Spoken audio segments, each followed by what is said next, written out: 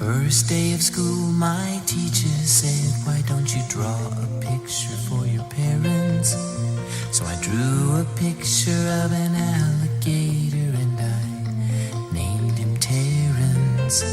When I gave that picture to my mom, she said, I love pink alligators. Then she bought some magnets and she put my picture on the refrigerator. And she said she put it there so that everyone would see how much she liked my picture and how proud she is of me.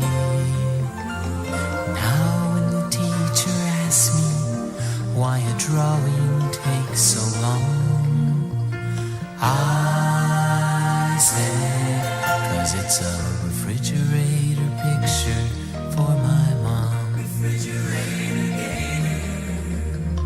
Refrigerator picture.